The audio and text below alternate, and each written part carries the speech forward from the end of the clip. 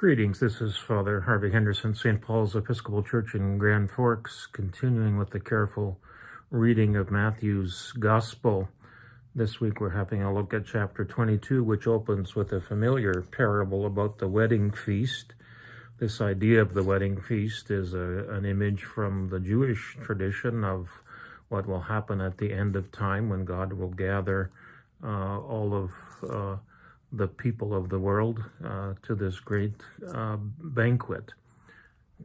The wedding feast in this story, God is the king, Jesus is the son for whom the wedding is planned and to which folks are invited. The king sends out invitations and many of the folks who are invited to the king's wedding feast make up excuses about why they can't be there, and in fact even killing the messengers at some time who are the ones sent out to bring the invitations. This is a reference likely to the prophets and to those who have gone before to issue the kind of invitation to God's kingdom of heaven, or kingdom of God, coming into the world. Those who are invited often reject it. So at the last minute, the king then invites those from the streets, invites everyone to the wedding feast, and they go and invite them. But then the king notices that one of those late invitees from the streets isn't wearing the proper wedding garment, and he issues a very stern rebuke of the man and kicks him out of the wedding and even condemns him to the outer darkness. Here, once again, Matthew's using hyperbole or exaggeration to make his point about the utter darkness. And we can sometimes feel sorry about the one who was kicked out of the wedding feast. He was, after all, invited at the last minute. How was he expected to wear the proper garment just coming in off the street? Well, almost certainly the king in those circumstances would have provided wedding garments for those who came as they were entering the wedding feast. So this one who isn't wearing the proper garment is one who has rejected the king's garment and just coming into the wedding in his street clothes. So he is, in essence, by choice, excluding himself from the banquet. If we try to apply this to the ministry of Jesus and to those who are invited to this great banquet, we know that nothing we do can earn us a place at the table when Jesus returns, but that in this particular circumstance, those of us who choose not to behave in certain kinds of ways, to follow the teachings of Jesus about love of enemies and feeding the poor and the hungry in our midst, are choosing to exclude ourselves from that banquet. God's invitation is there always, but we as individuals have the ability to refuse the invitation. In the Lutheran tradition, where I preached for a number of years, the invitation is by grace, and nothing we do earns our place again at this particular feast, to use the metaphor in chapter 22, but we can reject it. We can say no and find ourselves out in the cold, so to speak, because of the choices that we make. So it's not God directly excluding some and including others, but we do have the choice to accept the invitation or not by the ways in which we live. The next story is appropriate for this election week that we're in the midst of here in the United States. The familiar phrase from the more traditional text, render unto Caesar that which is Caesar's, and unto God that which is God's. The Pharisees, kind of religious fundamentalists of their time, are constantly in debate with Jesus, trying to trip him up here and there on his interpretation of the law. And so they ask the question about is it right to pay the tax or not. The tax was a particularly bitter pill for the Jewish people to swallow. The Romans had invaded and conquered the Greeks who were there before, but it was the Jews' homeland that the Romans were occupying, and then for the Romans to impose a tax in addition to that was particularly offensive to the Jewish people. There was this prohibition in Jewish law that one was not allowed to put any image of God, for example, on the coin that would have been used for temple taxes and things like that. So when the Pharisees showed Jesus the coin with Caesar's image stamped upon it, again, doubly offensive to the Jewish people, and he asks them a question in return about whose image it is and to whom should one pay the tax. So we often interpret this particular teaching of Jesus is that we ought to be good citizens, pay the taxes that are due and be a part of the society in which we live, but at the same time we are to give unto God that which is God's, to love God with all of our soul and all of our mind and heart and strength, as Jesus says a little later on in chapter 22. So just a reminder that this is not an excuse for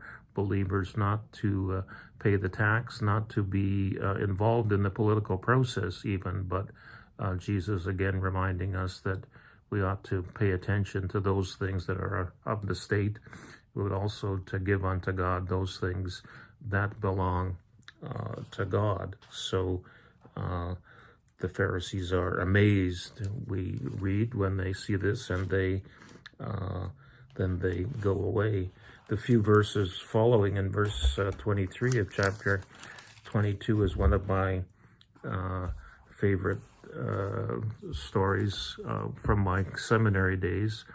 One of our professors, Father Tom Harris, was a lifelong bachelor, and he was in line to read this particular lesson at probably our Thursday morning community Eucharist service about marrying, about the Jewish tradition that if one's brother dies, one of the brothers is bound by Jewish law, in the Old Testament law, to take his deceased brother's wife and to raise up children for his brother, so that the name continues. This continuation of the name is much more important in Jewish society than the idea of going to heaven, a very Christian interpretation at the time.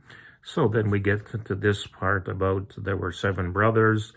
The first married and died, leaving the widow. The second did the same, and the third, all the way down to the 7th. Well, by the time Father Tom got to this point in the gospel story, he was giggling out loud, as were the rest of us in the congregation, given that Father Tom had never married, and this seemed a particularly appropriate reading for him to read. I'm not sure if he ever did finish the gospel reading that day, but I always think of that. There was a disagreement. The Sadducees and the Pharisees were different groups within the Jewish tradition, much like Democrats and Republicans in our own time, who disagreed about certain kinds of policies. The Pharisees had this tradition then about the brother marrying his deceased brother's wife and raising up children. The Sadducees did not, and Jesus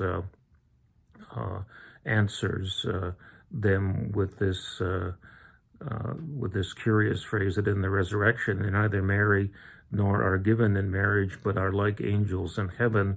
Nobody's quite sure what this particular passage means. Does it mean that marriage relationships won't be the same once we get to heaven? Perhaps it does, but others are not certain about this. Much dismayed to married couples. I would never preach this as a pastor to say you won't be married to the one you're married to now when you both get to heaven. That would be rather cruel and unusual punishment for them. But the crowd seems to be astounded at his teaching. Chapter 22 then ends with a story that we find in all three of the synoptic Gospels, Matthew, Mark, and Luke. Again, those synoptic Gospels are Gospels seen from the same point of view. Matthew and Luke Mark's Gospel having been written first, Matthew and Luke written some 20 years after the time, but both Matthew and Luke had Mark's Gospel in front of them as they prepared and added some of their own material. The birth stories, for example, which are not in Mark's Gospel, but we find different stories in Matthew and in Luke's Gospel there. So this same question, we know it more familiarly with it's in the Gospel of Luke tradition, where the young lawyer questions Jesus about which are the greatest commandments and what do I need to do to get into heaven. And Jesus offers the second commandment, love your neighbor as yourself. And then the young lawyer said, well, who is my neighbor? And Jesus responds with that familiar story of the Good Samaritan. Here, Matthew has a shorter version of it, but Jesus' answer is still the same. You shall love the Lord your God with all your heart and with all your soul and with all your strength. This is indeed the first of the 10 commandments. The love your neighbor as yourself is, as I've said often in preaching and in other places, is not in the 10 commandments. It's not one of the big 10, I call them, or the Reader's Digest version of the commandments. But we do find it in the book of Leviticus, buried there. But by the time of Jesus, it's clear that this commandment to love your neighbor had risen to importance in Jewish law and society, and becomes a summary of the two. On these two commandments, these are part of what we used to call the comfortable words in our more traditional Anglican or Episcopal liturgy, to love your neighbor as yourself. On these two hang all the law and the prophets. By the time of Jesus, the law books, the first 5 books of the Old Testament, were already collected likely on one big scroll, and as were the prophets that we read. So there were 4 prophetic scrolls, Isaiah, Jeremiah, and Ezekiel, and then the 12 minor prophets, Hosea, Joel, Amos, etc., on a 4th scroll. So these are referred to often in these gospel stories because they were there, visible and used within the Jewish community. But Jesus says everything you find written in these 5 scrolls, the law scroll and the 4 prophetic scrolls, can be summed up with this commandment, love God and love your neighbor as yourself.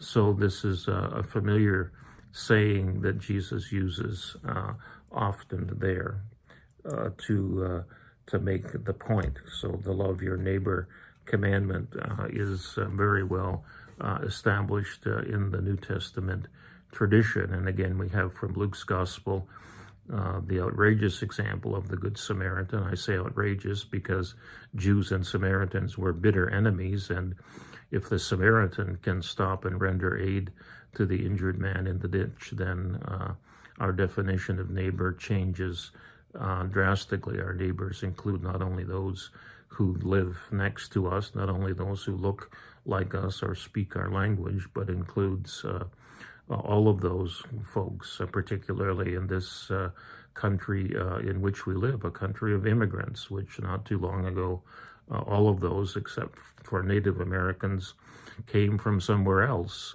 to live here in this place. So this command to love your neighbor is even more applicable or just as applicable in the age in which we live right now as it was in the time of Jesus, where Jerusalem, for example, was a very multicultural kind of city full of not only Jews, but Greeks and Romans and folks from all other parts of the world would be gathered in there. Likewise, in some of the cities that the Apostle Paul visits, the city of Corinth, for example. Corinth was a very multicultural port city with folks from all kinds of places, often compared to a New Orleans or some kind of multicultural city like that.